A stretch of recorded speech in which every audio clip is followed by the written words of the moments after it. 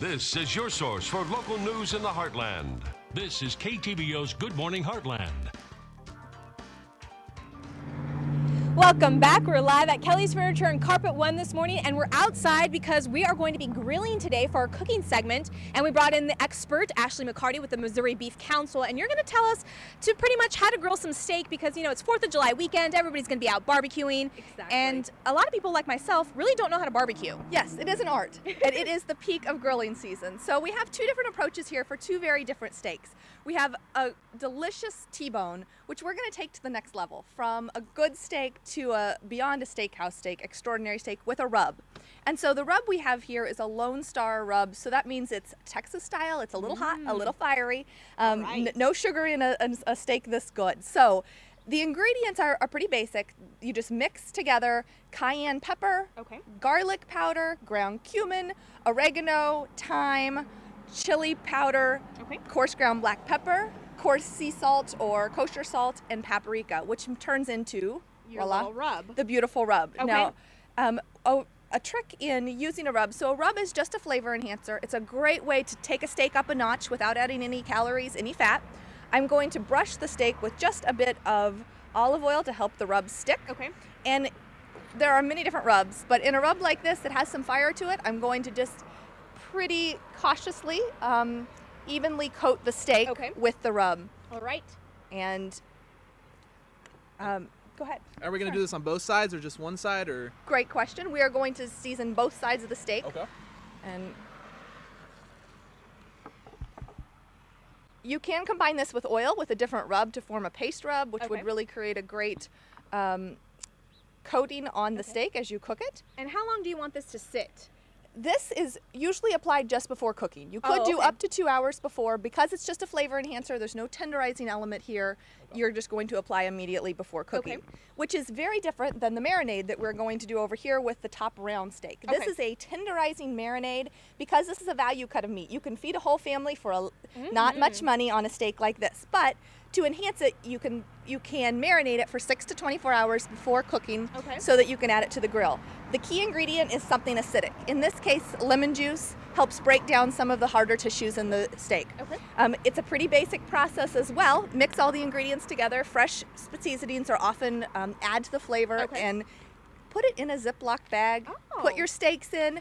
Mix them a few times during marinade. Turn them over in the refrigerator. Marinating is always done at the refrigerated temperature. These have sat in since last night, so Okay. they've marinated overnight in a marinade. Again, there are a lot of marinades out there. This one has lemon juice, Worcestershire sauce, soy sauce, a little bit of hot sauce, Okay. and minced garlic, parsley, basil, and white pepper. Okay. So And so then what's our next step? How hot does the grill need to be when we actually start grilling?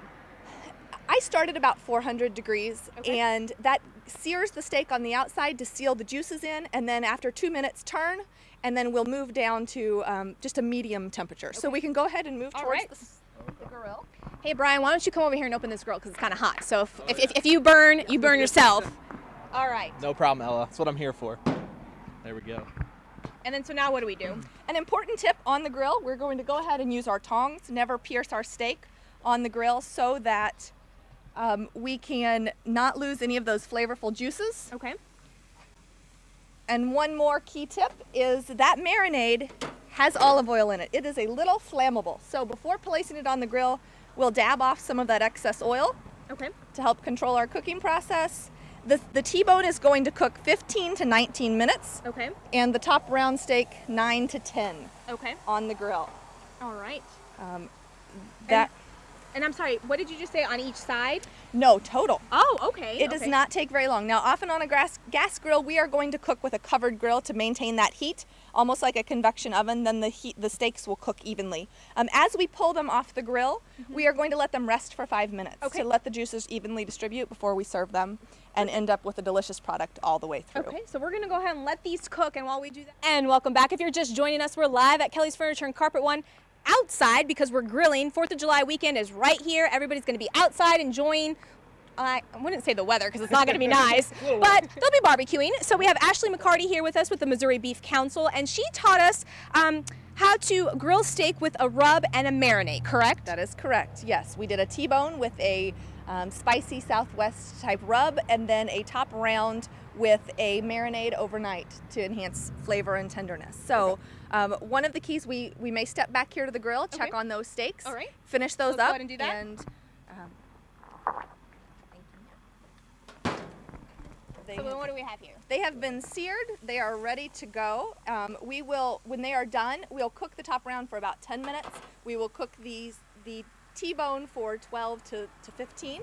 When they are finished, we will take a meat thermometer, the best way to determine doneness, stick it in the side of the meat away from the grill, and we want it to read 145 for medium rare, and we want it to read 160 for medium. So that's how we'll determine our finished product, which we've got over here at the table for you guys to try. All right.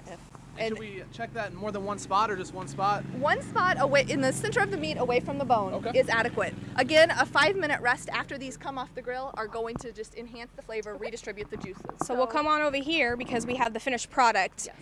And Brian does not like steak. So the good news is I'm going to eat both of these. We'll take the other ones back to the station, feed our production crew. Yeah. So, and this is the spicy one, correct? This is the spicy one. Both of these steaks meet government guidelines for lean. So it's a great way to enjoy the 4th of July. It is so juicy. It's delicious.